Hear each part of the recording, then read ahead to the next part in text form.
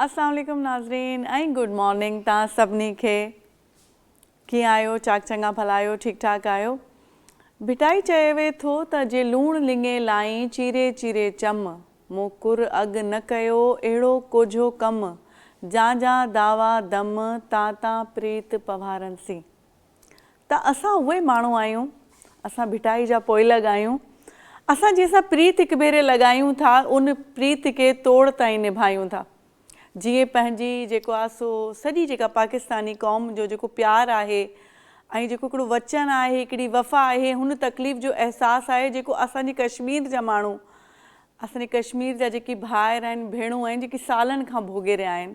जी दोस्तो, अॼु 5 फेबरवरी आहे ऐं 5 फेबरवरी खे असां न रुगो पाकिस्तान में पर सॼी दुनिया में जेको आहे असांजे कश्मीरी भाइर आहिनि जेकी इंडिया जे कब्ज़े हेठि जेको असांजे कश्मीर जो इलाइक़ो आहे, जंहिंखे जन्नत नज़ीर चयो वेंदो आहे, जेको सम्झो जन्नत जो हिकिड़ो ॾेख आहे दुनिया में रब साईं जे तरफ़ां, उहो कश्मीर जेको आहे केतिरनि सालनि खां ज़ुल्म ऐं ॾाढ बर्दाश्त करे रहियो आहे। न रुगो बर्दाश्त करे रहियो आहे बल्कि विड़ी रहियो आहे उन जे लाइ, पंहिंजे हक़नि जे लाइ, पंहिंजी ख़ुदमुख़्तियारी जे लाइ, ऐं असां हुन सां गॾु बीठा आहियूं। जीअं को हिकिड़ो भाउ जेको आहे पंहिंजे भाउ जो भर जलाउ थी करे बीहंदो आहे, बिल्कुलु ईअं ई असांजी पाकिस्तान जी हुकूमत ऐं असांजा जेकी फ़ौजी भाइर आहिनि उन्हनि सां गॾु हर वक़्तु गॾु आहिनि ऐं हर मसइले ते, हर मौक़े ते, माना कॾहिं बि उन्हनि खे इहो अहसासु न थियणु ॾिनो आहे त उहे अकेला आहिनि। ऐं उहे अकेला न आहिनि, सॼी दुनिया उन्हनि सां गॾु आहे। हमेशह सच सां गॾु दुनिया में जेकी बि पॉज़िटिव माण्हू आहिनि, पॉज़िटिव क़ौमूं आहिनि, उहे सच सां गॾु बीठियूं आहिनि, ज़ुल्म जे ख़िलाफ़ु आवाज़ उथारियूं थियूं। तीअं असां बि उथारियूं था पंहिंजे उन्हनि भाइरनि जे लाइ। असां कॾहिं बि भारती जेको तसलुत आहे उनखे क़बूलु नाहे कयो। असां चऊं था कश्मीर जी आवाम जेका आहे पंहिंजो हक़ रखे थी आज़ादी जो। आज़ादी इंसान जो बुनियादी हक़ आहे, हर माण्हू जो हक़ आहे। जीअं सभिनी जो हक़ आहे तीअं कश्मीर में रहंदड़ हर हुन नंढे ॿार जो, जेको शायदि अॼु ॼाओ हूंदो, जेको कुझु ॾींहं अॻे जेको पंहिंजी माइरनि जी हंजनि में हूंदा, उन्हनि सभिनीनि जो हक़ आहे त उहो आज़ादी जी फ़िज़ा में साहु खणनि ऐं उन्हनि जो हक़ आहे त उहो कंहिं सां बि शामिलु न थियनि, आज़ादु रियासत तौरु पंहिंजी रियासत में रहनि ऐं आज़ादी सां पंहिंजी ज़िंदगी गुज़ारनि। जेकी उन्हनि जी समाजी जेकी बि रस्मूं आहिनि, रिवाज आहिनि, उन्हनि खे पूरो करे सघनि।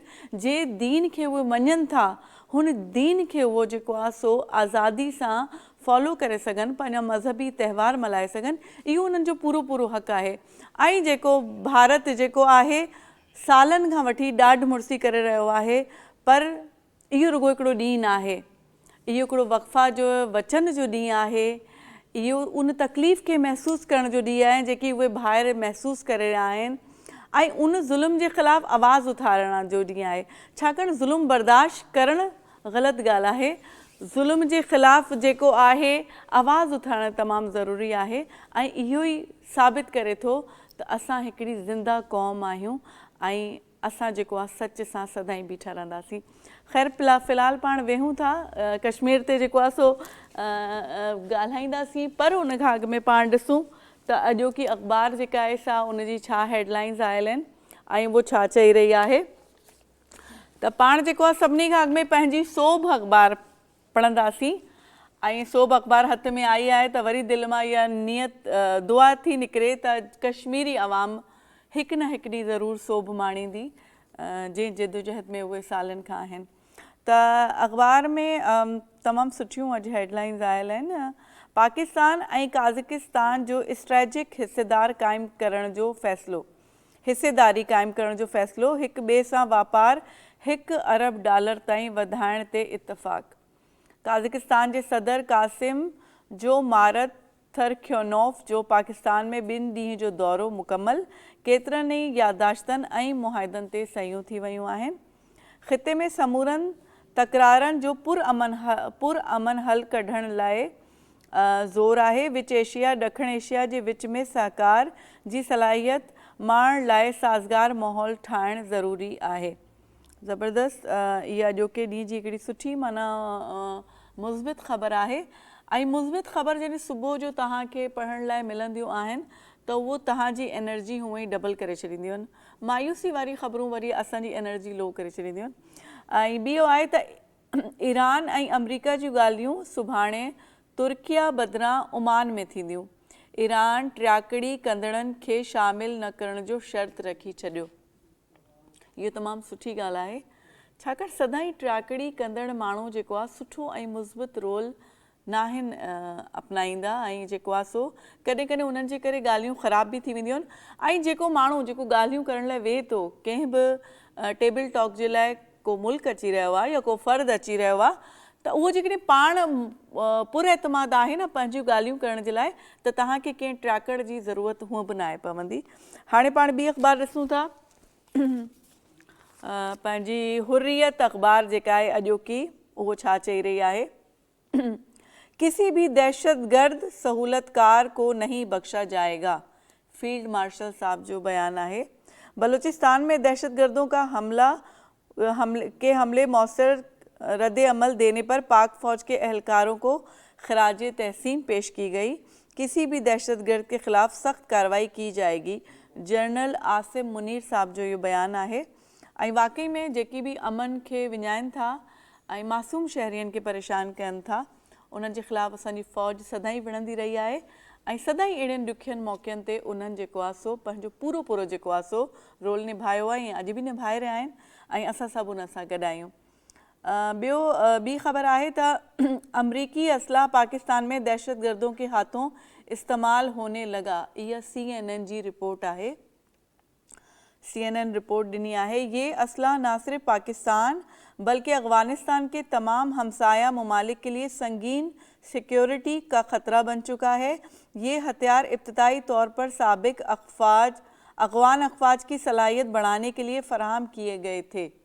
माना ये हथियार जेके आहिनि, जेकी साबिक अफ़गानी फ़ौज हुई, उन जी सलाहियतुनि खे वधाइण जे लाइ या उन जी मदद तौरु जेकी उन्हनि खे ॾिना विया हुया, पर इहे माना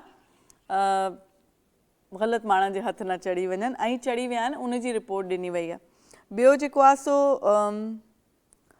सदर काज़िकिस्तान जो वज़ीर आज़म हाउस में इस्तक़बाल थियो आहे ऐं मुफ़ाहमती यादाश्तनि ते दस्तख़त थी चुका आहिनि। सुठी ख़बर आहे। जेको आहे सो ख़बरूं अॼु जूं थी वियूं। हाणे पाण थोरो जेको आहे सो रमज़ान अचण वारो, हुन हवाले सां जेको आहे सो हमदर्द वारनि पंहिंजे लाइ छा मोकिलियो आहे तोहफ़ो, उहो बि तव्हांखे ॿुधायूं। रूह अफ़ज़ा तव्हांजे लाइ अची चुको आहे। रूह अफ़ज़ा वारनि हमदर्द जो जेको रूह अफ़ज़ा शरबत आहे, उहो चवनि था मशरूब मशरिक रूह अफ़ज़ा, हर घर की पसंद रूह अफ़ज़ा, ख़ुद भी पिए, बच्चों को भी पिलाए, पाण बि पियो, ॿारनि खे बि पियारियो रूह अफ़ज़ा। रमज़ान खां अॻु में तव्हां सभिनी जे लाइ रमज़ान जो ख़ासि तोहफ़ो रूह अफ़ज़ा। त पाण हाणे ब्रेक में रूह अफ़ज़ा पीअंदासीं। तव्हां हलो वठो हिकिड़ी साई खां पोइ वरी गॾु हूंदासीं ऐं महिमान आयल हूंदा, उन सां कश्मीर बाबति ॻाल्हियूं थींदियूं। Good morning.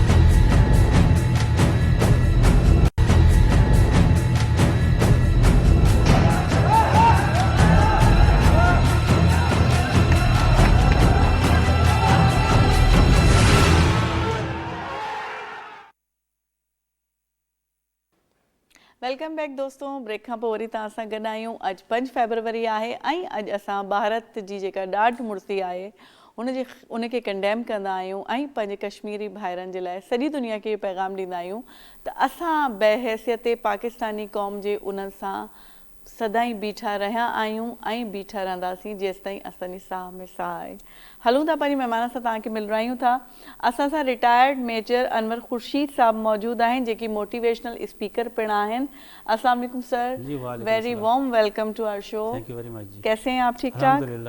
ऐं ॿियो जेको आहे सो ज़ाहिरा कश्मीर जे हवाले सां ॻाल्हि ॿोल थियणी आहे, त उन ते जेकी एक्सपर्टीज़ रखनि था असांजे जेके आहिनि से एसोसिएट प्रोफेसर आहिनि डॉक्टर मोहम्मद अब्दुल जब्बार डाहिरी साहब। अस्सलाम वालेकुम साईं। भली कर चऊं त तव्हांखे पंहिंजे शो में पर मोहम्मद सल्लल्लाहु अलैहि वसल्लम नालो मिठो आहे, पर मुंहिंजो नालो आहे अब्दुल जब्बार डाहिरी। अब्दुल जब्बार डाहिरी। अच्छा हलो ठीकु आहे, पर ज़बरदस्त तव्हां करेक्ट कयो, पर मूंखे इंफॉर्मेशन का ॻाल्हि कान्हे, इहो थींदो रहंदो आहे। ॿियो जेको आहे सो असां सां एजुकेशनिस्ट मौजूदु आहिनि ऐं जेको आहे सो मोटिवेशनल स्पीकर बि आहिनि डॉक्टर संगीता जेको आहे शामिन कैसी हैं आप? बिल्कुल ठीक, आप कैसे? गुड मॉर्निंग आपको। ऐं ॿियो पाण सां जेको आहे सो हिकिड़ी ॿी अदी आयल आहे जेकी मुख़्तलिफ़ इदारनि सां जेको आहे पॉलिसी जोड़ण में गॾु रहियूं आहिनि ऐं एडवोकेट बि आहिनि, वकालत सां बि उन्हनि जो तालुक़ु आहे ऐं एक्टिविस्ट बि आहिनि ऐं वुमेन एम्पावरमेंट ते तमामु घणो कमु करे रहियूं आहिनि। अदी जेका आहे सा हुमा अब्बासी असां सां गॾु आहे। अस्सलाम वालेकुम अदी। वालेकुम सलाम। भली कर चऊं त तव्हांखे पंहिंजे शो में कीअं आहियो? तव्हां ठीकु आहियो? मां ठीकु, तव्हां ॿुधायो?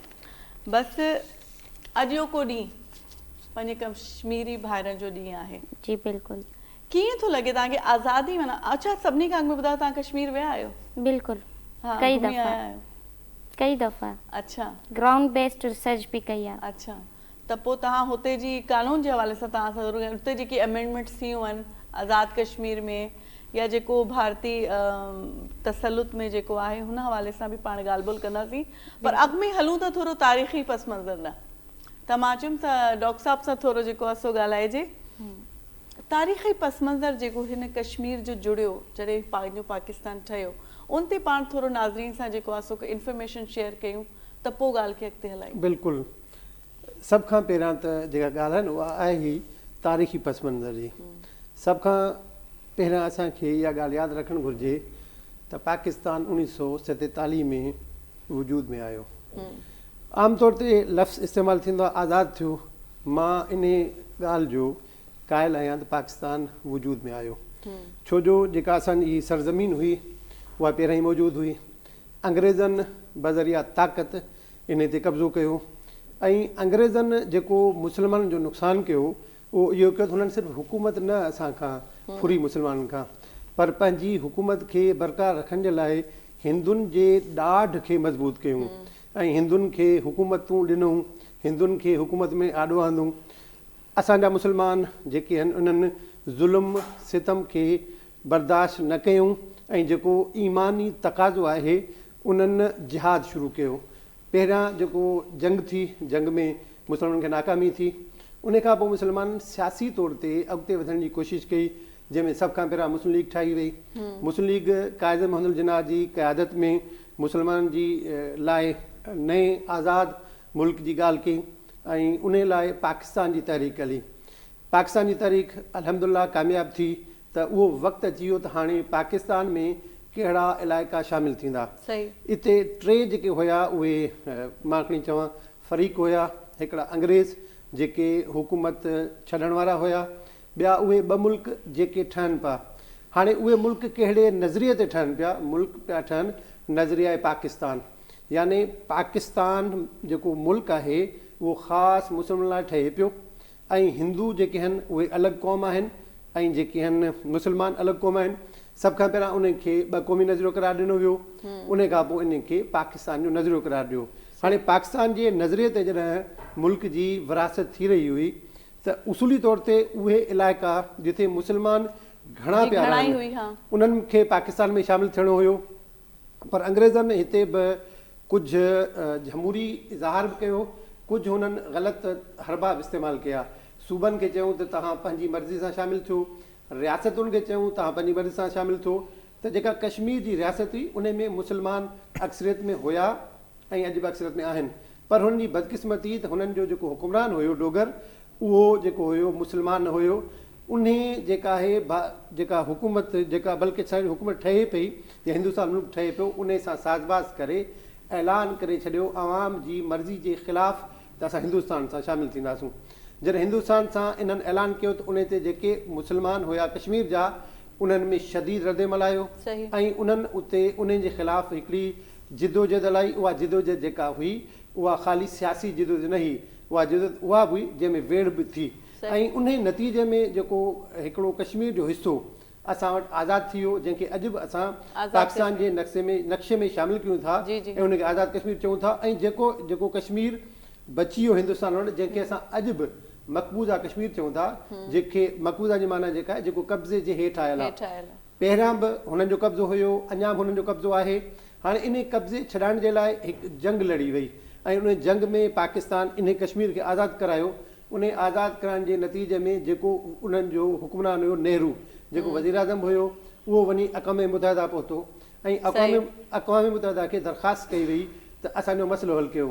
पाकिस्तान जी हुकूमत काज़ी मोहम्मद अली जिन्नाह इन ॻाल्हि खे मञियो ऐं इहो तइ थियो त जेका मुस्लमान आहिनि कश्मीर जा ॿिन्हिनि तरफ़नि जा उन्हनि खे आज़ादी हूंदी त हू साईं ते वधीक छाकाणि इलाही वॾो हिकिड़ो पस मंज़र आहे हिते अञा ॿिया खोड़ पॉइंट्स आहिनि जेके अचणा आहिनि। ॿ मिंट मूंखे ॾिनो जी जी त उन पॉइंट ते इहो तइ थियो त बाबा हाणे जेका वोट जो हक़ ॾिनो वेंदो 1948 2026 अॼु ताईं हिंदुस्तान जी हुकूमत उन फ़ैसिले ते अमल न कयो ऐं उन सां गॾोगॾु वक़्त ब वक़्तु ज़ुल्म जा ॾाहट जा जेके जबल आहिनि उहे कश्मीर जे मथां किराया विया आहिनि। ऐं मां पाकिस्तान जी हर हुकूमत जेका बि रही आहे, जेको वज़ीर रहियो आहे, जेको सदर रहियो आहे या जेको फ़ौज जो सरबराह रहियो आहे, उन हमेशह कश्मीर जी हिमायत कई आहे ऐं उहा इख़लाक़ी हिमायत बि आहे, सफ़ारती हिमायत बि आहे, सियासी हिमायत बि आहे, जंहिंजे करे अॼु सॼे पाकिस्तान में इन ॾींहं जे करे आम मोकल कई विया त जेकी सॼी दुनिया आहे उनखे असां पैगाम ॾियूं त असां पहिरियां बि कश्मीर सां गॾु हुआसीं ऐं असां हाणे बि कश्मीर सां गॾु आहियूं जेसि ताईं वो सोभ न था मारन। जेतिरा सर आप से जो है ना, आप तो फौज में रहे हैं तो आपका तो बहुत ज़्यादा इंटरेक्शन रहा होगा, तो किस तरह के तजुर्बे आपको मतलब आपने किए ड्यूरिंग सर्विस? आप कश्मीर के वाले से पूछ रही हैं? जी जी हाँ। बिस्मिल्लाहिर्रहमानिर्रहीम। देखिए जी, कश्मीर जो है एक गैर ज़रूरी तौर पर एक ऐसा इशू बना दिया गया उस वक़्त जिस वक़्त पाकिस्तान और हिंदुस्तान दो अलग मुमलकत बनी इसको, और इसके अलावा और भी बहुत सारे इलाके हैं जैसे जूनागढ़ है और नीचे सिंध के आसपास के इलाके थे और बीच में बहुत मुख्तलिफ इलाके थे जो कि डिस्प्यूटेड रह गए और कुछ बहुत सारी रियासतें थी अभी मौजूदा भारत के अंदर और पाकिस्तान के अंदर भी बहुत सारी रियासतें थी, उनके भी मसाइल ऐसे जूँ के तू छोड़ दिए, स्वात होगी और इस तरह की बावलपुर होगी और बहुत सारी रियासतें छोड़ दी गई थी कि आप अपने मसले ख़ुद हल करें। तो इसी तरह जो रियासतें हिंदुस्तान के बिल्कुल मौजूदा भारत के अंदर थी वो ज़म होगी उस तरह, और जो पाकिस्तान के अंदर थी वो पाकिस्तान बन गया। तो कश्मीर का जो मसला वो वैसा कि जैसा कि डॉक्टर साहब ने अभी फरमाया वो उसी तरह एक मसला रह गया। अब बात तो ये होती है कि जब अक़वाम मुत्तहिदा में यूनाइटेड नेशन में ये बात चली तो उस पर अमल होना चाहिए था, ख़ुद ही वो ले के गए यूनाइटेड नेशन में, जैसे कि उन्होंने फरमाया नेहरू, तो उसको उसके चार्टर्ड के मुताबिक, यूएनओ के मुताबिक इसको हल होना चाहिए था।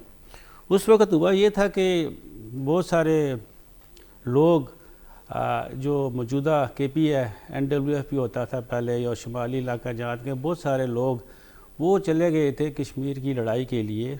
तो वो जिस जगह पे पहुँचे हुए थे उस जगह पे अक़वाम मुत्तहिदा ने कहा आप रुक जाओ, हम फैसला करते हैं। सही। तो जब रुक जाओ की बात हुई तो उस जगह को पहले सीज़ फायर लाइन कह दिया गया और बाद में उसको लाइन ऑफ कंट्रोल बना दिया गया।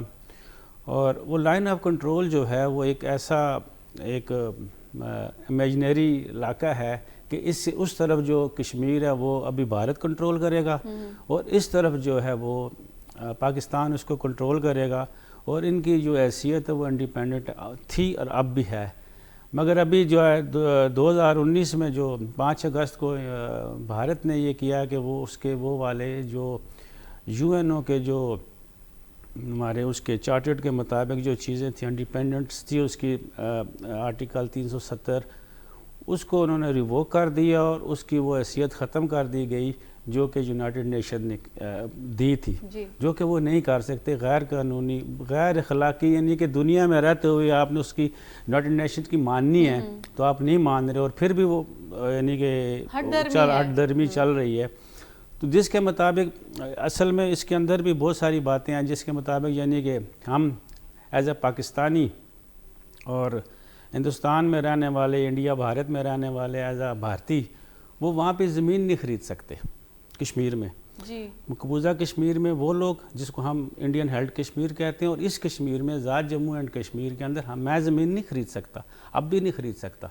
अच्छा। वहाँ पे जो जैसे मैं अभी जाऊँ यहाँ पे कोई भी प्लाट ले लूँ तो मैं ले सकता हूँ, मगर मैं अब नॉन कश्मीरी और मैं फिर वो वहाँ पे कश्मीर, वो सिर्फ कश्मीर के अंदर।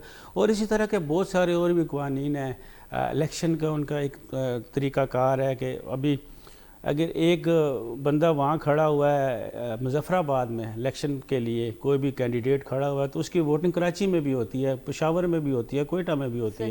تو بہت سارا قانون ہے جس کے مطابق پاکستان ابھی تک عمل کر رہا ہے، مگر انڈیا نے اس کو بھی پس پش ڈال دی اور اپنی چلا رہا ہے.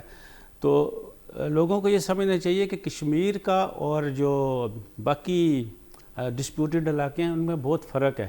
کشمیر کا فرق ہے، کشمیر کے لیے پاکستان کا جو ایک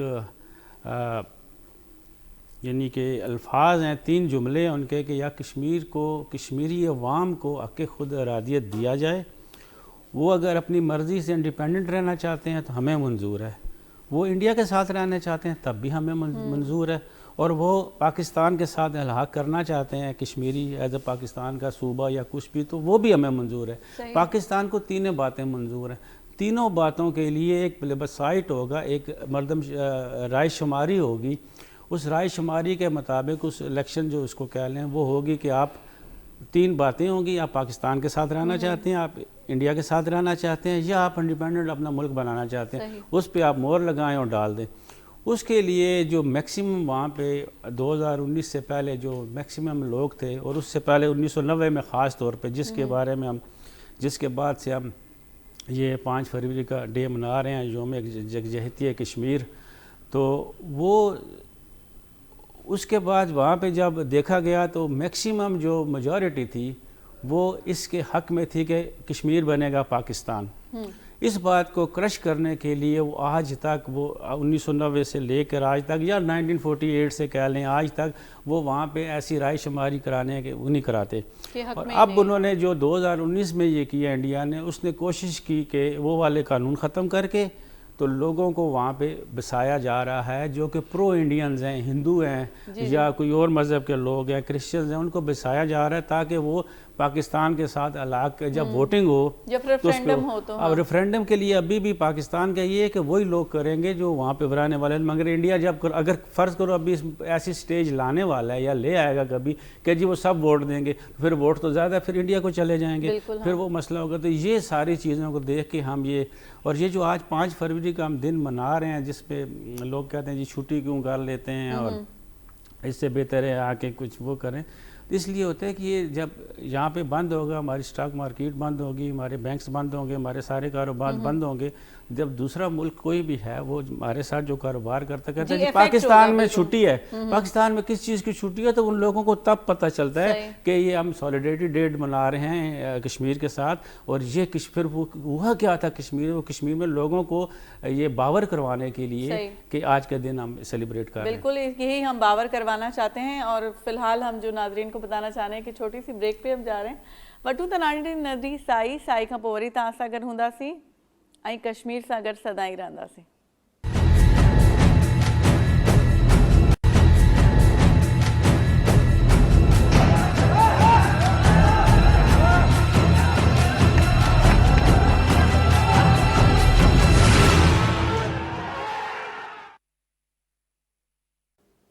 जी साथियों वेलकम बैक. ऐं जेको आहे सो अॼु 5 फरवरी आहे ऐं असां अॼु कश्मीर सां गॾु जेको आहे सो एकता वारो ॾींहुं मल्हाईंदा आहियूं. त असां उन्हनि सां गॾु आहियूं, उन्हनि जी हर दुख हर तकलीफ़ में.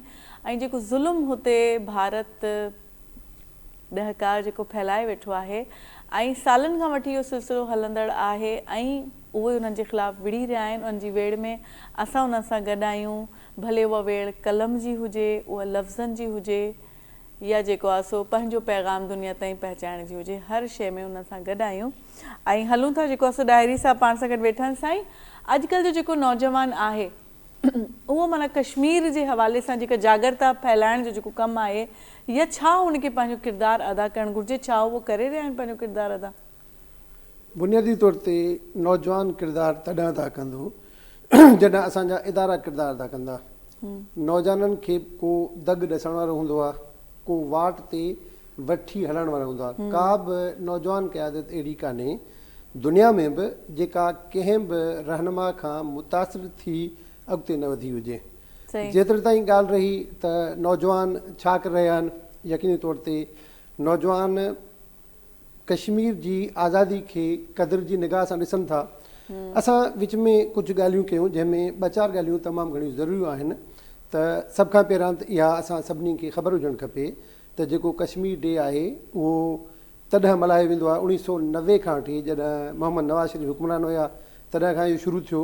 ऐं इन जी मोकल बि थींदी आहे, ऐं मोकल सां गॾोगॾु जेका ख़ासि ॻाल्हि इहा आहे त पाकिस्तान जा जेके तालीमी इदारा आहिनि, सॼे पाकिस्तान जा तालीमी इदारा आहिनि, उन्हनि में इन ॾींहं खे मल्हायो वेंदो आहे। हाणे इन ॾींहं खे मल्हाइण मां छा मुराद आहे, कॾहिं छा थींदो आहे जो 5 फरवरी ते बि खोले मल्हायो वियो आहे ऐं असां पाण 2-3 चकर ईअं कयो आहे, पर छाकाणि त सरकारी मुलाज़िम आहिनि, सभु को सहूलियत चाहींदो आहे त पोइ हिकिड़ो ॾींहुं अॻु में कॉलेजनि में या स्कूलनि में इहो प्रोग्राम मल्हाया वेंदा आहिनि। माना हिकिड़ी हिते ॻाल्हि थी त स्कूलनि में कुझु कोन थो थिए, कॉलेजनि में कुझु कोन थो थिए, त मां वाज़े कयां त हिन वक़्तु बि जेका कॉलेज एजुकेशन डिपार्टमेंट आहे, स्कूल एजुकेशन डिपार्टमेंट आहे, उन्हनि पोस्टर्स जा कॉम्पिटिशन, उन्हनि तकरीरुनि जा कॉम्पिटिशन, उन्हनि इन डे जे हवाले सां कॉम्पिटिशन्स कराया आहिनि ऐं बाक़ाइदा हिकिड़ी लिस्ट ॾिनी आहे त 1 फरवरी ते छा कयो, 2 फरवरी ते छा कयो, 3 ते छा कयो, 4 ते छा कयो, 5 ते छा कयो। त माना इहा ॻाल्हि ज़हन में न हुजणु खपे त इहे जेके आहिनि सिर्फ़ु मोकल थिए थी ऐं ॿारनि खे ख़बर ई कान्हे त इहो ॾींहुं छो था मल्हाए वञनि।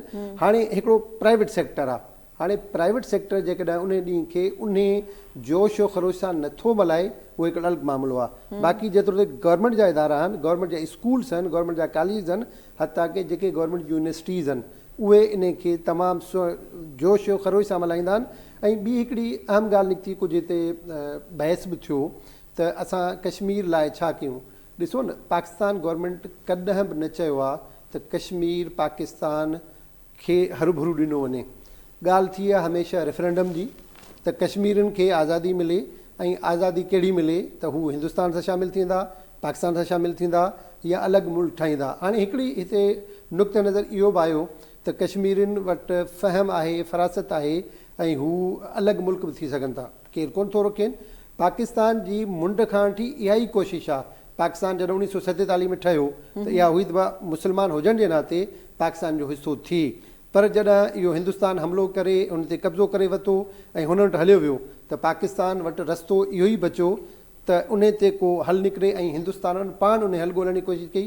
पर बदकिस्मती इहा आहे त जेको अॼु जो वक़्तु अहिड़ो ज़ालिमाना वक़्तु आहे त हिकिड़ो जेको दुनिया में वर्ल्ड ऑर्डर ठहियो आहे, उहो वर्ल्ड ऑर्डर ग़रीब जे कुचलण लाइ आहे, कमज़ोर जे कुचलण लाइ आहे ऐं जेको ॾाढो मुल्क आहे उन खे केरु चवण वारो कोन्हे। त असांजा नौजवान बिल्कुलु इन जज़्बे सां सरशार आहिनि ऐं उहे इन ॾींहं ते मुख़्तलिफ़ तक़रीबात कंदा आहिनि। अॼु बि तव्हां जॾहिं प्रोग्राम ख़तमु करे निकिरंदव ऐं रोडनि ते वेंदव त तव्हांखे कश्मीर जूं रैलियूं नज़र ईंदियूं ऐं उन्हनि रैलियुनि में तव्हांखे झंडा नज़र ईंदा, सियासी पार्टियुनि जा झंडा नज़र ईंदा, पाकिस्तान जा झंडा नज़र ईंदा ऐं उन सां गॾु कश्मीर जा झंडा नज़र ईंदा। ऐं उन में तव्हां जॾहिं बीही रोड ते जाइज़ो वठंदव न त तव्हांखे ॿार ऐं ॿुढा पोढ़ा वधि में वधि 10% मिलंदा। 90% उहे माण्हू हूंदा, उहे हूंदा जेके नौजवान आहिनि। त नौजवान पाकिस्तान सां मोहबत कनि था, नौजवान खे कश्मीरनि जे ॾुख जो अहसासु आहे ऐं हू चाहिनि था त कश्मीरनि खे हिंदुस्तान खां आज़ादी मिले। हाणे हिते मां इहो बि वाज़े कयां त पाकिस्तान गवर्नमेंट या पाकिस्तान जी आवाम इहो थी चाहे त कश्मीर ते जेको ॾाढ आहे, जेको जबर आहे, जेको हिंदुस्तान क़ाइमु कयो वेठो आहे, उन खां कश्मीर जे मुस्लमान खे मिले।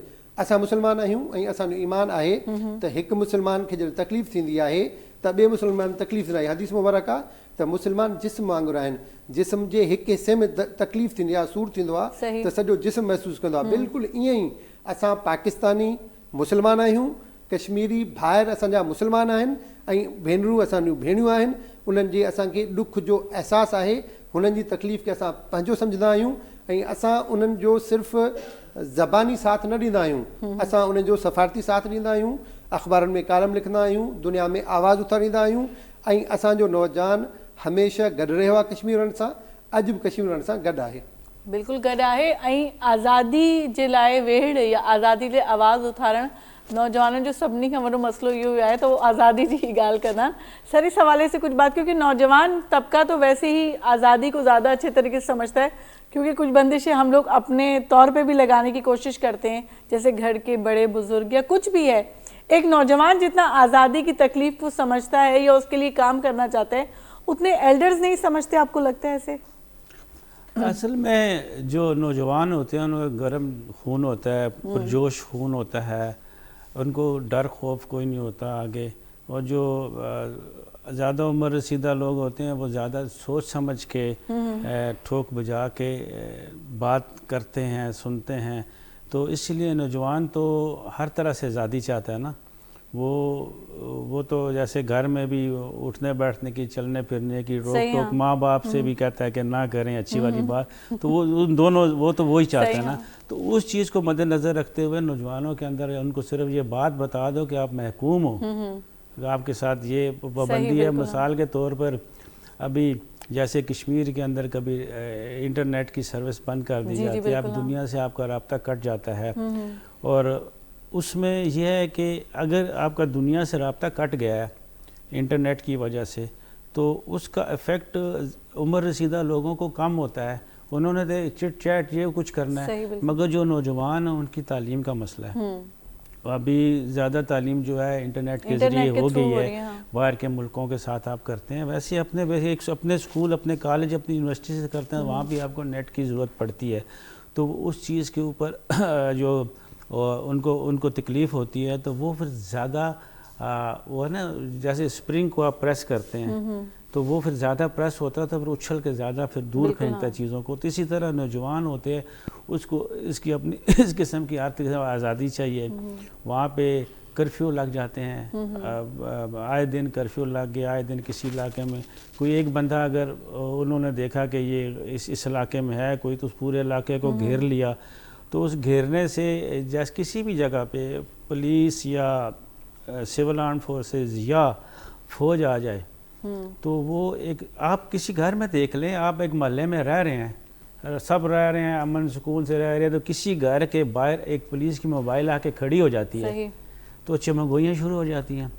وہ گھر والے ایک قسم کا شرمندہ ہو جاتے ہیں. بے شک وہ بندہ آیا پوچھنے کے لیے یہ بندہ یہاں رہتا ہے یا کہاں رہتا ہے, پھر جب وہ چلے جائیں گے تو ہر کوئی آئے گا خیریت تھی کیا ہوا تھا. تو اسی طرح جب آپ کا پورے کا پورا علاقہ کارڈن کر لیا جائے اور آپ کے محلے کو یا آپ کی سوسائٹی کو کسی چیز کو روک لیا جائے, تو ان بچوں پہ زیادہ اثر ہوتا ہے. ایک نفسیاتی طور پر وہ غلامی فیل کرتے ہیں. بالکل. جب نفسیاتی طور پہ غلامی فیل کرتے ہیں تو ان کے اندر وہ ایک بڑھاس سی بڑھتی جاتی ہے, جو الٹیمیٹلی کسی وقت پھٹے گی. تو وہ پھٹنے سے پہلے ہی انڈیا کو ہوش کے ناخن لینے چاہیے, اس کو دیکھنا چاہیے کمیونٹی ہے. اور انڈیا کے اندر ہمارا تو چلو ان کے ساتھ یہ کشمیر والی بات چیت کا مسئلہ, مگر اس کے اپنے اندر تو بڑی پرابلم ہے. کون سا علاقہ ہے اس کا, ساؤتھ سے شروع کر کے اوپر نارتھ تک چلے جائیں, وہ ناگالینڈ سے لے کے نیچے آپ ان کے اس طرف چلے جائیں, جو تامل ناڈو کی طرف چلے جائیں, کہیں چلے جائیں, کوئی ایسی جگہ نہیں. اگر آپ ان کا کوئی بھی پوری دنیا کے لوگ ہیں, اب نیٹ پہ سرچ کریں, کسی ویب سائٹ پہ سرچ کر لیں, کہاں سے مرضی سرچ کر لیں, تو آپ کو انڈیا کے اندر وہ انریسٹ والے علاقے, صوبے, بالکل ان کے صوبوں کے اندر, ان کے شہروں کے اندر ہر جگہ. ابھی دیکھیں نا, ابھی گجرات کا جو واقعہ تھا احمد آباد کا, گورنمنٹ جو ہے نا, جو سیکولر کا نعرہ لگا کے جو ان کی گورنمنٹ ہے, وہ اس میں کچھ سیکولرزم اب رہا ہی نہیں, سیکولر کا نعرہ نہیں لگا رہے. وہ کب لگا رہے؟ آر ایس ایس نہیں, شروع سے جو ایک انڈیا اپنے آپ کو بولتا ہے, شروع سے تو کہہ رہا ہے نا, مگر جس وقت سے یہ مودی کی گورنمنٹ آئی ہے پچھلے, تو ابھی آپ اس کو کوئی پولیٹیکل گورنمنٹ نہ سمجھیں نا, اب آپ اس کو سمجھیں کہ آر ایس ایس جو ایک انتہائی ریلیجیس ان کی ہندوؤں کی جو تنظیم ہے, وہ ہی حکومت کر رہی ہے. اب میں تو سمجھتا ہوں بیچارے مودی صاحب کے کنٹرول میں کچھ بھی نہیں ہے, وہ سارا ان کو وہی کنٹرول کیا جاتا ہر طرح سے, جو بھی پیچھے سے کنٹرول اسی کا ہے, اس کے مطابق جس جگہ پہ دیکھیں. ابھی اس دن دیکھیں نا, ایک خاتون کا جو نقاب اتارا تھا چیف منسٹر نے کسی صوبے کے, مسلمان خاتون تھی, ان سے سرٹیفکیٹ لینے آئی تھی, یو پی کا, تو وہ اس سے لینے آئی تھی, سرٹیفکیٹ لینے آئی تھی. اس نے اس کا آگے ہاتھ بڑھ کے اس کا نقاب, وہ جو اس نے کیا کہتے ہیں بایا نقاب جو کہتے ہیں, وہ کھینچ لیا. نقاب تو ایک کتنی بڑی, اور میرے خیال سے ہی واز 70 ابو جو وہ چیف منسٹر تھا, اس کو ذرا شرمندگی بھی نہیں ہوئی. بعد میں پوری دنیا میں اس چیز کو دیکھا گیا کتنا ایک, یعنی کہ اتنا انتہائی غلط اقدام ہے, کیونکہ ان لوگوں کے ذہن میں وہ ان کو کیونکہ وہ ایسے خود تو نہیں آئے ہوں گے, اس کو RSS نے سپورٹ کر کے اب بنایا ہوگا چیف منسٹر اس صوبے کا. تو وہاں پہ جو انڈیا کے اندر جو ہے نا, بے شک دنیا میں اس کی واہ ہو رہی ہے, مجبوری یہ ہے, دنیا کی مجبوری یہ ہے کہ انڈیا, پہلے تو ہم ہزاری عمر سنتے آئے کہ چائنا دنیا کا سب سے بڑا ملک ہے پاپولیشن کے لحاظ سے, مگر اب انڈیا کی آبادی ابھی 125 کروڑ سے شاید زیادہ ہو گئی ہے, چائنا سے بہت آگے آبادی ہوگی انڈیا کی. اور انڈیا میں جتنے مسلمان ہو کسی دنیا کے کسی ملک میں اتنے مسلمان نہیں, سب سے زیادہ مسلمان بھی وہاں پہ ہیں. مگر مسلمانوں کے حالات ابھی وہ روتے ہیں, کہتے ہیں کہ ہم اس وقت مائگریٹ کر کے آ جاتے تو زیادہ بہتر تھا. اس وقت کئیوں نے یہی سوچا نا, قائد اعظم کی جو بات تھی وہ لوگوں کو چپتی تھی اس وقت کہ یہ ٹو نیشن تھیوری جو تھی, دو قومی نظریہ, اسی بات پہ تھا کہ ہندو اور مسلمان دو اکٹھے نہیں رہ سکتے. وہ رہیں ہندو اپنی مرضی سے رہیں, ان کے لیے ہم کوئی بات نہیں کرتے, ان کا اپنا مذہب ہے وہ جو کریں, مگر اکٹھے نہیں رہ سکتے. قائد اعظم کی اس بات کو بہت سارے لوگوں نے نہیں مانا اور کانگریس نہیں چھوڑی اس وقت, مسلم لیگ میں نہیں آئے, کانگریس میرے آخر تک رہے, ایون صدر بھی بنے وہاں کے, سب کچھ ہوا, ابھی بھی ہے. ابھی بھی آپ مجبوراً ایک اٹھاتے ہیں, ایک مسلمان کو اٹھاتے ہیں تو وہ کرکٹ کی ٹیم میں ڈال دیتے ہیں, کبھی سراج کو ڈال دیا, کبھی زئی اظہر الدین کو ڈال دیا, ایک بندے کو ڈال دیتے ہیں. اور یہ تو انگلینڈ بھی کر رہے ہیں, انگلینڈ دو مسلمان ڈال رہے ہیں, یہ تو ساؤتھ افریقہ کی کرکٹ ٹیمیں بھی کر رہی ہیں, وہ بھی سری لنکا میں بھی آ جاتے ہیں. تو وہ انہوں نے وہ جگہ رکھی ہوئی ہے کہ چلو ایک مسلمان آ جائے گا پکا, مگر وہ دنیا کو دکھانے کے لیے کہ ہم سیکولر ہیں, مگر وہ کسی صورت میں بھی سیکولر نہیں ہیں. ان کے پچھلی پوری 70-80 سال کی ہسٹری اٹھا کے دیکھ لیں, وہ ایک ہندو ریاست ہے اور ہندو ریاست ہی رہے گی. وہ مسلمان کبھی وہاں پہ آئندہ آنے والی زندگی تک کبھی چین سے نہیں بیٹھیں گے. اچھا, خیر جو ہے نا بات یہیں پہ ہم جو ہے نا منقطع کرتے ہیں اور اس کو یہیں سے کنٹینیو کریں گے. فی الحال لے لیتے ہیں تھوڑی سی بریک. ناظرین ننڈی بریک وٹوں था, بریک खां पोइ वरी तव्हां सां गॾु हूंदासीं, तव्हां काॾे बि न वञिजो.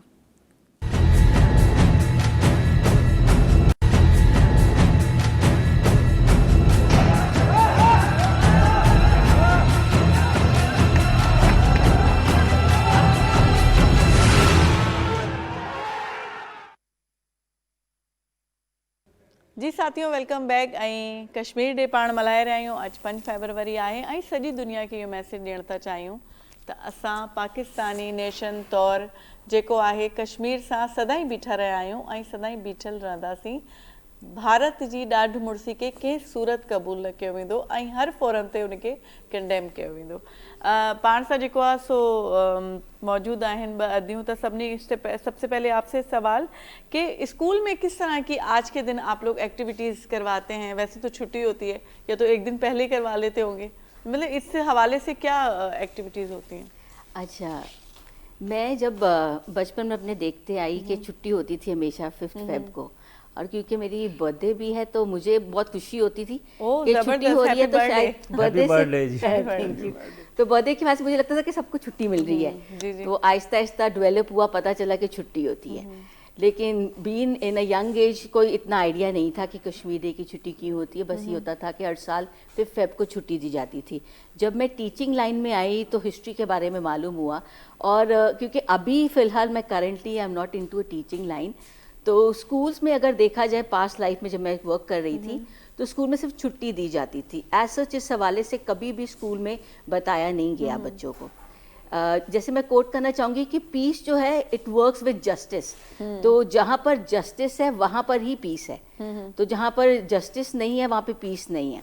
तो इस हवाले से अगर गौर करें एज अ कश्मीरियन तो देखते हैं कि पीस और जस्टिस कितना ज़रूरी है. हम एक ऐसे मुल्क में रहते हैं जहाँ पे हम आज़ादी के साथ जो कुछ करना चाहे कर सकते हैं, हमें सपोर्ट भी मिलती है. तो अगर इस हवाले से अभी गुफ्तगू हो रही थी तो मैं सोच रही थी कि अगर हम थोड़ा सा सोचें और उन पर गौर करें तो एज पास जो उनके एंसेस्टर्स ने जो चीज़ें सही हैं उस हवाले से मैं ये समझती हूँ कि बहुत ज़रूरी है कि उनको भी जस्टिस मिला जाए ताकि उनको भी आज़ादी मिले और पीस मिले. और इस हवाले से स्कूल्स में ज़रूर इस हवाले से बताना चाहिए, क्योंकि छुट्टी आ जाती है बच्चों को ये पता होता है कि छुट्टी है और अगले दिन स्कूल होना है. तो आई थिंक कि स्कूल्स में ये अवेयरनेस होनी चाहिए, बच्चों को मालूम होना चाहिए कि जब उनसे पूछा जाए कि क्यों छुट्टी है तो वो इस हवाले से वो हिस्ट्री थोड़ी सी बयान कर सके कि छुट्टी क्यों दी जाती है. صحیح بات ہے. مطلب یہ جب فیب شروع ہوتا ہے تو 5 فیب تک جتنے بھی ڈیز ہیں تو ہم کوئی ایکٹیویٹیز ایسی کرائیں بچوں سے, اسپیچز کرائی جائیں, اس حوالے سے کوئی ٹیبلوز کروائے جائیں جس میں ہم جو ہے نا وہ بچوں کو پیغام دے سکیں, اس ٹائپ کا, اس طرح کی ایکٹیویٹیز ہونی چاہیے. 5th کو تو ہم چھٹی کر دیتے ہیں جی, تو بچے آتے نہیں ہیں. اسمبلی ہو, اسمبلی میں اس حوالے سے کوئی جو ہے نا بچوں کے بیچ میں کمپٹیشنز کروائے جائیں تو اس چیز کی خیر تھوڑا ہم لوگ کی طرف سے ہم لیک اس ہو پہ رہا ہے. لیک کرتے ہیں, لیکن یہ کہ جب 14 اگست آتا ہے تو بچے بڑے جوش سے اسپیچز کرتے ہیں, ڈیبیٹس ہوتی ہیں, رول پلے ہوتے ہیں, لیکن اس حوالے سے جو ہے کرنا چاہیے, غور کرنا چاہیے اسکول انتظامیہ کو. اچھا जेको हुमा पाण सां गॾु आहिनि, हुमा तव्हां एज़ ए एक्टिविस्ट हिन सॼे मामले खे कीअं था ॾिसो? ॾाढो सुठो सुवाल आहे. मां सभिनी ॻाल्हियूं ॾाढियूं ध्यान सां ॿुधियो पिए ऐं मूंखे ॾाढो अफ़सोस थींदो आहे जॾहिं पढ़िया लिखिया माण्हू अहिड़ियूं ॻाल्हियूं कनि. हाणे असां ॻाल्हि था कयूं त कीअं शामिलु थियो या हिन जी सियासत कीअं थी वर्क करे. त अगरि मां इहो बि ॾिसां त पोइ असांखे इहो बि यादि रखणु घुरिजे त बलोचिस्तान खे असां कीअं शामिलु कयो, इहा बि सभिनी खे ख़बर आहे. रही ॻाल्हि कश्मीर जी, उन जी सियासत कीअं वर्क थी करे, उन जी सियासत ईअं ई वर्क थी करे जीअं अमेरिका जी सियासत अलास्का ते वर्क थी करे. ठीकु आहे, उनखे डिस्कार्ड करे खपाए छॾियूं, सिधी सी ॻाल्हि आहे. अलास्का जी तव्हां हिस्ट्री पढ़ंदो न, उनखे उन्हनि सिर्फ़ु हिकिड़ो रेगिस्तान सम्झो त भाई कंहिं कम जी शइ न आहे, हिन मां जान छॾायो ऐं उन्हनि खे ईअं चवंदा न भुॻड़नि जे मुठ खपायो वियो. ठीकु आहे, ऐं उन खां पोइ जॾहिं उन्हनि खे रियलाइज़ थियो त न इहा त तमामु कम जी स्टेट आहे, असां त इंतिहाई बेवकूफ़ी कई आहे, ऐं हाणे उन्हनि खे जेको आहे यादि आयो त असांखे इहा रियासत खपे थी पई. त हिते बि ईअं ई आहे. हाणे ॾिसो तव्हां सभिनी खे इहा ख़बर आहे त कश्मीर जेको आहे उहो इंडिपेंडेंटली ऑपरेट करे सघे थो. उन में इहा ख़ासियत आहे जॾहिं उन्हनि वटि कानून आहे, उन्हनि जो इलेक्टोरियल प्रोसेस अलॻि आहे, हुननि जो डेमोक्रेटिकल जेको डोमेन आहे उहो बि बिल्कुलु इंडिपेंडेंट ऐं सुठे तरीक़े सां वर्क करे थो. त हिते बि असां कीअं पिया डिसाइड कयूं, या मां इहो बि चवंदी आहियां त सॼी दुनिया में स्टेट सिस्टम बि कमु करे थो न. सही. हाणे कंट्री ऐं स्टेट में वॾो फ़र्क़ु आहे. स्टेट हिकिड़ी स्पेसिफिक रियासत आहे, कंट्री में वरी इहो थी सघे थो त मल्टीपल रियासतूं हिकिड़े कंट्री जे अंडर जेको आहे कमु करे सघनि थियूं. त मां इहो बि सोचियां, मां LOC ते बिही करे बि हिन तरफ़ जे माण्हुनि सां बि ॻाल्हाए ॾिठो आहे प्रैक्टिकली पाण, ऐं हुननि सां बि ॻाल्हाए ॾिठो आहे. सिधी सी ॻाल्हि कया कोई फ़र्क़ु न आहे. जहिड़ा तव्हां मां आहियूं हो बि ईअं ई आहिनि. सही. मां माना मूंखे एॾो दुख थियो, माना जन्नत आहे. तव्हां वञो, तव्हांजी जन्नती ख़्वाहिश ख़तमु थी वेंदी. जॾहिं मां वेंदी आहियां न, मां चवंदी माण्हू हिते रहे, ज़िंदगी में ॿियो खपे ई छा. सही. एॾी ख़ूबसूरत जॻह. ऐं जॾहिं वरी मां इहो ॿुधां त अहिड़ी जॻहनि ते बम थो किरे, अहिड़ियुनि जॻहियुनि ते गोलियूं थियूं हलनि. सही. मूंखे ॾाढो दुख थियो. मां चयो माना एॾी ख़ूबसूरत जन्नत खे केरु तबाह करणु चाहे ई छो थो. हाणे हिते बि सिधी सी ॻाल्हि करियां, अगरि मां मुसलमान आहियां, बिल्कुलु आहियां, I am proud of it, पर इन लाइ मूंखे ॿियनि मज़हबनि सां नफ़रत करण जी ज़रूरत न आहे. इहा ॻाल्हि सम्झण जी आहे. ठीकु आहे. हाणे रही ॻाल्हि सेपरेशन जी, मां सेपरेशन चवंदी आहियां ऑफकोर्स आहे. त मां इन ते इहो बि ॻाल्हायां त जेके माण्हू असां सभिनीनि सां गॾु रहिया आहियूं, ओचितो अंग्रेज़ असांखे अची थो ॿुधाए त न तव्हां त अलॻि आहियो. माना अचानक सां नफ़रत किथां पई अचे. असां एॾा बेवकूफ़ हुयासीं, असांजे ज़हननि में हिकिड़ो नैरेटिव विधो वियो त तव्हां अलॻि हो. कीअं असां अलॻि आहियूं? असांखे कीअं ख़बर आहे त असांजी पाकिस्तान जी ब्राइड ॻाढ़ो जोड़ो पाईंदी, इंडिया जी ब्राइड ॻाढ़ो जोड़ो पाईंदी, इंडोनेशिया जी ब्राइड जेकी आहे उहा तव्हांजो ॻाढ़ो जोड़ो पाईंदी, बांग्लादेशी ब्राइड आहे उहा ॻाढ़ो जोड़ो पाईंदी. असां हिकिड़ा ई माण्हू आहियूं, असां सभिनि खां गॾु रहिया आहियूं. ऐं अचानक सां असां मुंहुं खणी चऊं न त न असां त अलॻि आहियूं, ही फलाणो जेकी डिफरेंसिएशन आहे इहो असांजो सॼण नथो थी सघे. हींअर बि पाण गॾु आहियूं, असां हिकु जहिड़ा आहियूं. मां ॿाहिरि वयमि मैडम, मां तव्हां सां सिधी ॻाल्हि कयां त हू असां बांग्लादेशी, इंडियंस, पाकिस्तानी जेके ब्राउन कलर वारा माण्हू आहिनि उन में फ़र्क़ु करे ई नथा सघनि. उहो सभिनी खे हिकिड़ो ई माण्हू सम्झनि था.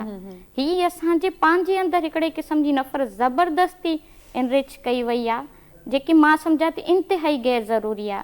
ऐं मां इन ॻाल्हि ते बि ॾाढो अपोज़ कंदी आहियां. सिधी सी ॻाल्हि आहे, अपोज़ करणु बि घुरिजे त हिकिड़ो ठहियलु ठुकियलु नैरेटिव कंहिंजे ज़हन में विझण खां भलो त कंहिंखे एतिरो मैच्योर या पढ़ायो वञे त हू पंहिंजी शयुनि खे पाण प्रोसेस करे. जीअं मिसाल आहे ॿारनि जी ॻाल्हि थी, एजुकेशन डिपार्टमेंट जा माण्हू वेठा आहिनि, त असां उन्हनि में हिकिड़ो प्री डिसाइडेड नैरेटिव विझण खां सुठो न आहे त उन्हनि खे असां मेंटली एतिरो केपेबल करे छॾियऊं त उहे हिकिड़े ठहियल ठुकियल रटे खां सुठो बहितर आहे तूं पाण रिसर्च कनि, पाण ॼाणनि, पाण उन शइ खे सम्झण जी कोशिशि कनि जीअं असां कई आहे। असां बि इहे सभु शयूं ॿुधियूं आहिनि नंढे हूंदे खां, पर जॾहिं असां पंहिंजी पॉलिटिकल अंडरस्टैंडिंग खे इंक्रीज़ कयो त उन्हनि शयुनि खे असां पढ़णु शुरू कयो, सम्झणु शुरू कयो। हीअ ॾिसो मां ओपनली ॻाल्हायां त कमु ॾाढो ख़राबु थी वेंदो, सही सही, पर ॻाल्हि सिधी आहे त कश्मीर हिकिड़ी इंतिहाई ख़ूबसूरत स्टेट आहे। मां सम्झां थी त असां सॉलिडेरिटी करे सघूं था, सुठी ॻाल्हि आहे। जाम अहिड़ियूं रियासतूं आहिनि जेके इंडिपेंडेंटली ऑपरेट कंदियूं आहिनि ऐं जेको ॿियूं वॾियूं रियासतूं आहिनि उन्हनि खे सपोर्ट कंदियूं आहिनि ऐं करणु घुरिजे, जीअं मैक्सिको सां ईअं थींदो आहे। त पोइ असां हिननि खे बजाए के इंडिया ऐं पाकिस्तान जो डिस्प्यूट ठाहिण जे, जीअं सर ॻाल्हि कई त भला अगरि हू इंडिपेंडेंटली ऑपरेट करणु चाहिनि था त उन्हनि खे करणु ॾिनो वञे। हाणे सुन मैडम, उन्हनि खे पंहिंजो एॾी अंडरस्टैंडिंग आहे त हू पंहिंजे राइट लाइ उथी झड़ो था कनि त असांखे बिजली सस्ती ॾियो ऐं हू 3 रुपए ते बिजली पंहिंजी वठनि था, जॾहिं अॼु ताईं असां 60-70 रुपए में कराची में वेही करे बिजली वठूं पिया। असां गॾु करे बि उन्हनि वीचारनि सां कहिड़ो ज़ुल्म कंदासीं, तूं 3 रुपया छॾे 60 रुपए में बिजली वठनि। अच्छा, सही ॻाल्हि आहे, तव्हां सही पॉइंट जेको आहे सो ॻाल्हि इहा ई पंहिंजी आहे त जेके उते रहंदड़ आहिनि उन्हनि जो हक़ आहे, उहो कंहिंसां रहणु चाहिनि था या वो आज़ाद रहना चाहें था। आज़ादी हर मानव जो हक है। सर ये असल में पैगाम भी हमारा यही है ना इस दिन के हवाले से, कि हम क्या पैगाम देना चाह रहे हैं आज के दिन? आज के दिन का हमारा जो बेसिकली पैगाम ये है कि हर इंसान जो दुनिया में रहता है ना, वो अगर गुलामी करनी है तो अल्लाह की करे, बेसिकली वो आज़ाद है, ठीक है ना। हकमियत जो है ना वो अल्लाह की है, बाकी कोई हाकिम नहीं है। तो आप हर इंसान को अपने जो उसके जो मुसलमान हैं उनको शरीयत के मुताबिक और जो दुनियादारी है उसके मुताबिक उनको जीने का पूरा पूरा हक होना चाहिए। जो मुसलमान नहीं है उनके साथ भी ऐसे ही है कि उनको अपने मज़हब के मुताबिक, क्योंकि दीन इस्लाम भी किसी दूसरे मज़हब को फोर्स नहीं करता कि तुमने अपने मज़हब की प्रचार नहीं करनी या कुछ नहीं करना, करें जो अपना मज़हब उसके मुताबिक काम करें। और पूरी इंसानियत के लिए जो एक उसूल है कि वो आज़ाद, जिसको इंडिपेंडेंस कहते हैं, अपने तरीके से अपनी आज़ादी का मतलब कोई और भी मिसाल नहीं है कि बंदा हमारी उर्दू ज़ुबान में कहते हैं मादर पिदर आज़ाद होना, वो वाली बात नहीं। सही। मगर जो आज़ादी है कि अपनी मर्ज़ी से खाए, अपनी मर्ज़ी से उठे, अपनी मर्ज़ी से कमाए, अपनी मर्ज़ी से अपनी इबादत करे, जिस मज़हब से भी है, अपनी मर्ज़ी से को हक़ हो उसको अपनी इबादत करने का भी।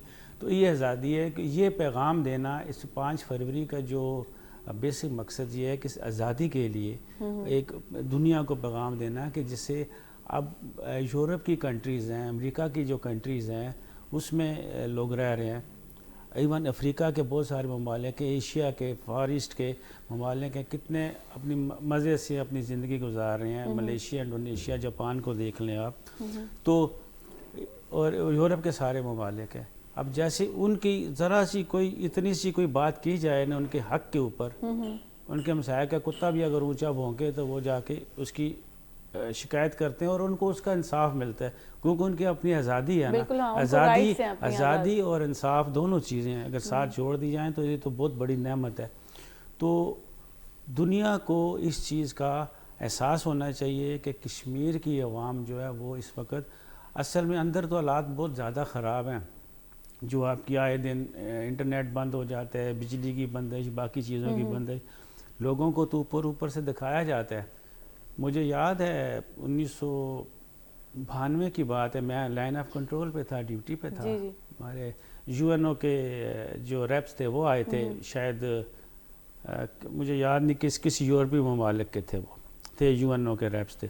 तो वो आए तो उनसे मेरी इंटरेक्शन हुई उनसे, उन्होंने सारा मैं इलाका देखा, ये वो उन्होंने मुझसे सारी, मैंने तो उन्हें सच बताया जो चीज़ थी कि मैं कहाँ हूँ, ये क्या है, वो सामने क्या है, सारा कुछ। मैंने कोई ऐसी चीज़ उनसे छुपाई नहीं कि मैं कल को कहीं मुझसे कोई पूछे कि जी हम लोग कुछ छुपाते हैं और हम झूठ बोलते हैं जैसे कि इंडिया झूठ बोलता है। तो इस तरह का कोई पाकिस्तान की तरफ से कभी कोई ऐसा झूठ नहीं बोला, जो हकीकत है वो बताई जाती है। तो एक इन्होंने बात की थी स्कूल के हवाले से, तो अल्हम्दुलिल्लाह मैं 2 स्कूल चला रहा हूँ, माशाल्लाह। آج چھٹی نہیں ہے. اچھا نہیں ہے آپ کے اسکول میں؟ 5 فروری کی وجہ سے چھٹی نہیں دی. اچھا. اور ان کو بتایا کہ آج 5 فروری ہے, آؤ, ابھی میں نے جانا ہے اسکول. میں نے کہا آپ آؤ, اب بچے آئے ہیں, 60% اسٹرینتھ آئی ہوئی ہے بچوں کی, 100% ٹیچنگ سٹاف آیا ہوا ہے, اور ان کو صرف کشمیر کے اوپر یہ سارا پورا دن ہم کشمیر کے اوپر بتائیں گے کہ بچوں کے ذہن میں یہ چیز بیٹھے کہ کشمیر ہے کیا. بچوں کو تو پتہ ہی نہیں ہے. صحیح بات. بچوں کے اندر تو یہی ہوتا ہے, کیونکہ کل بھی ایک چھٹی دے دی, وہ ایکسٹرا آرڈنری چھٹی آ گئی کل, وہ بھی نہیں ہونی چاہیے. چھٹیوں کا کنسیپٹ اسکولوں میں سے ختم ہونا چاہیے. اور ہم ذرا سی کچھ چیز ہوتی ہے, موش ڈنگی ہوتی ہے, تو ہمارے ایجوکیشن منسٹر چھٹی دے دیتے ہیں. بھائی آپ لوگ پڑھ لکھ کے ابھی وزیر اور اب مشیر اور کیا کیا بن گئے ہو, تو پڑھ لکھ کے بننے ہو نا. ان کو بھی بچوں کو, غریب بچوں کو بھی پڑھنے دینا چاہیے. ٹھیک ہے سر, ہم بچوں کو بالکل پڑھائیں گے, اور چھٹیاں بلا وجہ کی چھٹیوں پہ جو ہے نا, نہیں وجہ کی بھی چھٹیاں مت دینا, بس وجہ کی بھی نہیں دیں گے, ایک چھٹی کافی ہے. فی الحال ہم تھوڑی چھٹی لینا چاہ رہے ہیں کیونکہ ہماری نیوز چلنے والی ہیں. جی ساتھیوں, जेको आहे सो नंढी ब्रेक वठूं था, न्यूज़ ब्रेक. न्यूज़ खां पोइ तव्हां सां गॾु हूंदासीं. तव्हां काॾे बि न वञो.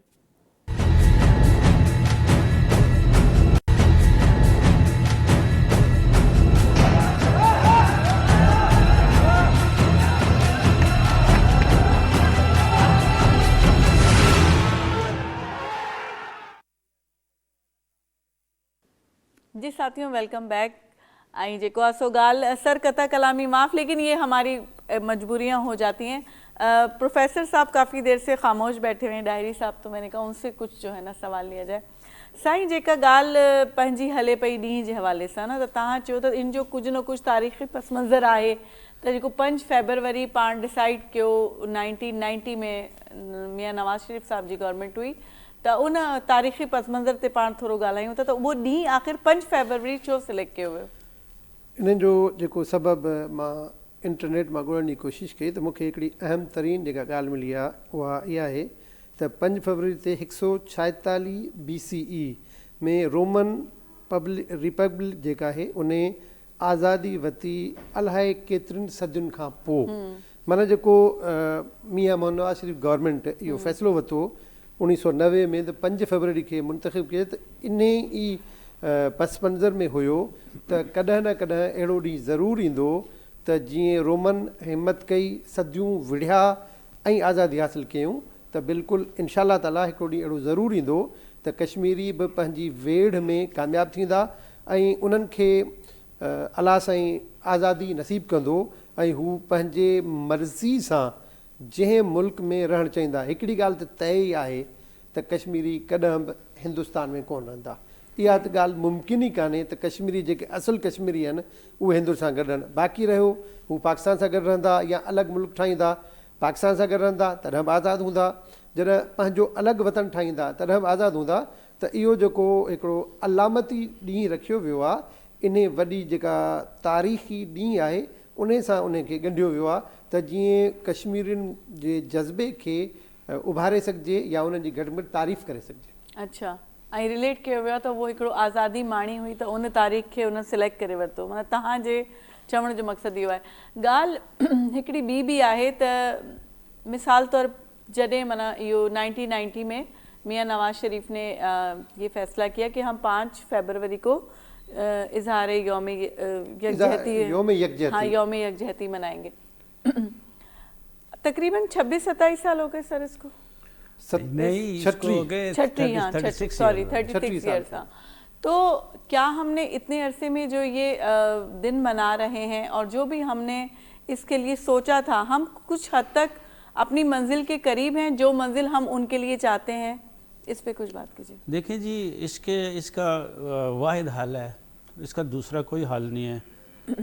जो अगर हमारे अवाम की सोच में, दोनों अवामों की सोच में जो चीज़ें आ रही हैं ना, कि वो बहुत गलत हैं कि हम जंग से ये वो जीत जाएंगे जंग से, या हम जीत जाएंगे जंग से.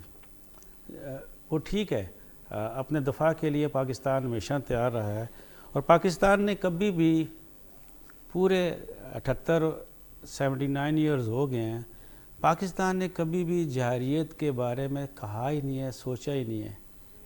जहारियत का मतलब होता है हमला, अटैक, खुद से पहला वार.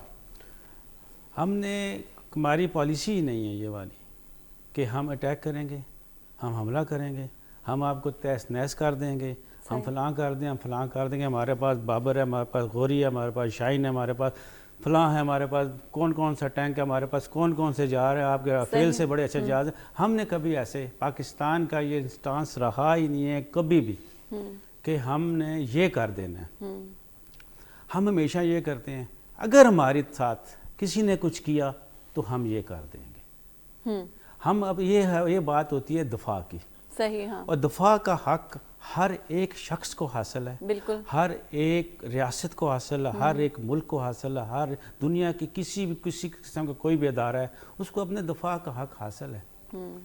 تو دفاع کے طور پہ ہم یہ بات کرتے ہیں کہ ہم یہ کر دیں گے, وہ کر دیں. ہم جنگ کی طرف کبھی بھی جانے کی ہماری خواہش ہی نہیں ہے. صحیح, اگر کوئی جنگ کی خواہش رکھتا ہے تو وہ آ جائے. پہلے بھی آئے تھے. پہلے اگر کوئی یہ سمجھتا تھا کہ ہم یہ کہہ رہے کہ جی 65 میں یہ کیا, 71 میں یہ کیا, 48 میں یہ کیا, کارگل میں یہ کیا, نیچے ہم نے یہ نیچے جو پارکر کے علاقے اس میں ہم نے یہ کیا, راجستھان میں چھوڑ دیا, ہم کوئی بھی مانے. اب تو پوری دنیا میں جا کے دنیا کا سب سے طاقتور ملک کا سب سے طاقتور پریزیڈنٹ جا کے مارتا ہے. پہلے 7 گرا رہا تھا, اب 8 گرا رہا ہے, پتہ نہیں کر رہا ہے نا. تو بیزتی انڈیا کی ہو رہی ہے. صحیح, تو یہ حل نہیں ہے. کوئی دوسرا حل کہ اس کا انٹرنیٹ بند کر دو, اس میں یہ چلا دو, اس کو وہ چلا دو, اس کو 5 اگست کر لو, 5 فروری کر دو, کچھ کر لو, ہاتھ نہیں ملانا ہے, ٹرافی نہیں دینی ہے, یہ بھی کوئی حل نہیں ہے. اس کی فلمیں بند کر دو, اس کی فلمیں بند کر دو, یہ بھی حل نہیں. حل واحد حل ہے اس گول ٹیبل پہ بیٹھ کے بات کرنی. اور گول ٹیبل صرف یونائٹڈ نیشن کی ہے. اس کے اوپر وہ کاغذ پہلے سے پڑے ہوئے ہیں, کوئی آپ نے نیا کاغذ نہیں دینا, کوئی آپ نے نیا کام نہیں کرنا.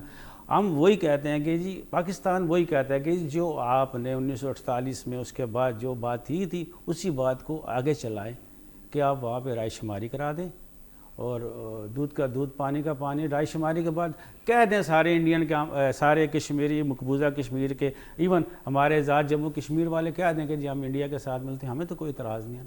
اب کرائیں تو صحیح نا, کیونکہ ان کو پتہ ہے, وہ پہلے ہی ڈرتے ہیں کہ ان کو پتہ ہے جو رزلٹ آنے والا ہے, ان کو پتہ ہے کہ رزلٹ ہی آئے گا.